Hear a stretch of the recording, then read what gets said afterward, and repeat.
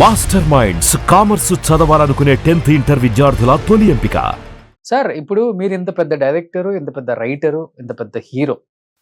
ఒక డైరెక్టర్‌గా ఇంట్లో మీరుండగా వేరే డైరెక్టర్‌కి మీ అబ్బాయిని అప్పచెప్పేసారేంటి? ఫస్ట్ పిక్చర్ నేను చేశా. దాని తర్వాత నేను అప్పుడు నా వేరే అన్ని వర్క్ చేసుకునేది కాబట్టి దాన్ని నుంచి వదిలేసా. శ్రీవాండే రాణి, శాంతాను బాగరాజ్. శాంతం అతనికి కొంచెం ఎక్స్పీరియన్స్ రావాలి కదా. ఓకే. ఎక్స్‌పీరియన్స్ వచ్చిందా? వచ్చింది. ఇంకా టైం రాలే, కరెక్ట్ అయిన టైం. సినిమా కాదు ఒకటి ఇంపార్టెంట్. అంటే హార్డ్ వర్క్ ఉండాలి, అన్ని కరెక్టే. బట్ ఉండాలి కూడా మనకు ఆ టైం అనేది మేము దీంట్లో చెప్తాము, అస్ట్రాలజీ చెప్తారు కదా. ఓకే. అది కట్టం జరిగిలాట అని చెప్పి అవును. ఆ కట్టం కరెక్ట్ ఉండాలి.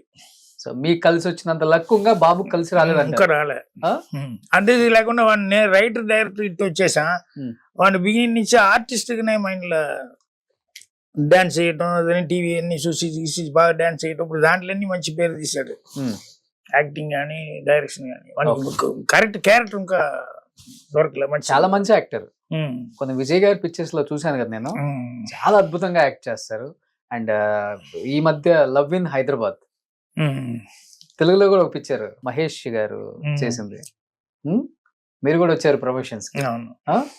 సో బట్ బాబు విషయంలో ఎప్పుడన్నా కొంచెం అప్సెట్ అవుతుంటారు. ఫాదర్ ఫీలింగ్ ఉంటుంది కదా, డెఫినెట్ గా ఉంటుంది. మన దగ్గర ఆ టాలెంట్ లేకుండా ఉంటే వాని టాలెంట్ ఇంతే, దానికి ఇంతే వస్తుంది అటని చెప్పి మనమే కాంప్రమైజ్ అవుతాం. బట్ వానికి ఉండే టాలెంట్ గా, వానికి ఉండే యాక్టింగ్, డాన్స్, ఇవన్నీ ఉండే టాలెంట్ గా దానికి తగ్గినట్టు ఇంకా మంచి పీక్ ఇది రాలేదు. అది చిన్న ఫీలింగ్ ఉంది అది.